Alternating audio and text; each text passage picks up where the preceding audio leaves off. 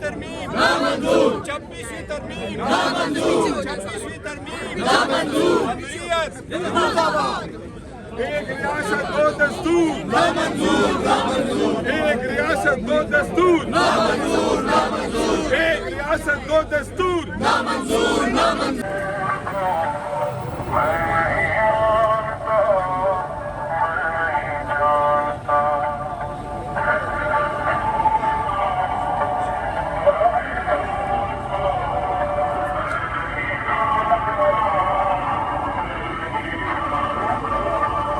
ने प्लेट में रख के 2/3 अक्सरियत हुकूमत को दी, मखसूस नशिस्तें माले गनीमत की तरह इनमें बांटी, MNAs को नाअहल किया गया, सेनेटर्स को नाअहल किया गया, उनकी जगह नए लोग आए, बाई इलेक्शंस में मैनिपुलेट हुए।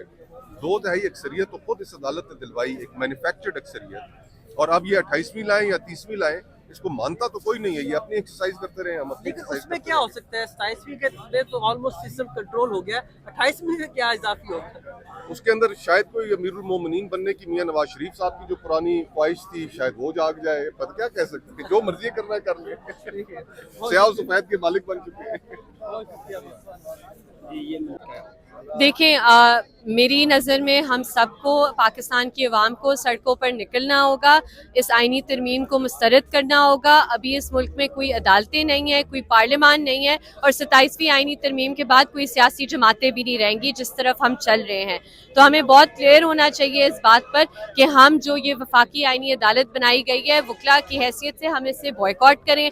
हम इस पर बिल्कुल क्लियर स्टांस रखें कि जब तक ये तरमीम वापस नहीं ली जाती, हम मोमेंटम बिल्ड करते जाएंगे, हम सड़कों पर आते जाएंगे। लेकिन इस्लामाबाद में वो मोमेंटम हमें नजर नहीं आ रहा जो लाहौर में, पेशावर में भी हमने देखा। इसकी क्या वजूहत है? देखिए, वजह तो बहुत सिंपल सी है कि कराची बार जो खड़ी हुई है, बार ने उधर ऐलान किया है। लाहौर में जो खड़े हुए हैं वकील, बार ने ऐलान किया है। इस्लामाबाद की जो बार है वो कॉम्प्रोमाइज्ड है। इस्लामाबाद की जो बार है वो आजम नज़ीर तारिर साहब के नीचे आती है, ताबे है उनकी। तो जो पैसे लेते हैं आजम नज़ीर तारिर से और वकला की ज़मीरों को बेचते हैं, उन्होंने कॉल नहीं दी हुई। वकला को मोबिलाइज करने में इस्लामाबाद में टाइम लगेगा, और मैं ऑपोजिशन से भी ये रिक्वेस्ट करती हूँ कि काइंडली इस मूवमेंट को सिर्फ इमरान खान तक महदूद ना करें, सिर्फ एक शख्स के बारे में ना बताएं।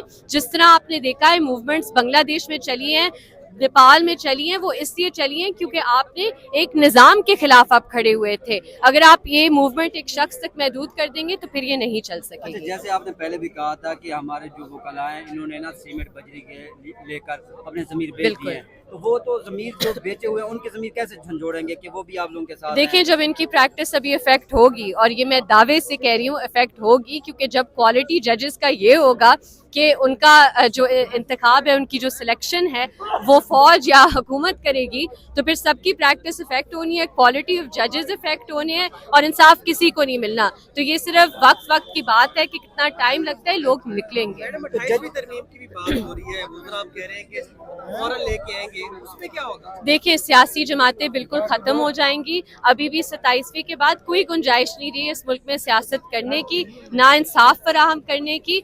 तो ये जितना भी पार्लियामेंट को एज ए रबर स्टैंप इस्तेमाल करना चाहते हैं, अपने आप को ये एक्सपोज करें और दिखा रहे हैं कि पाकिस्तान में मार्शल लॉ है, इधर एक बादशाहत है, बादशाह सलामत को इज्जत दिलाने की कोशिशें की जा रही है, वो इज्जत उन्हें नहीं मिलेगी।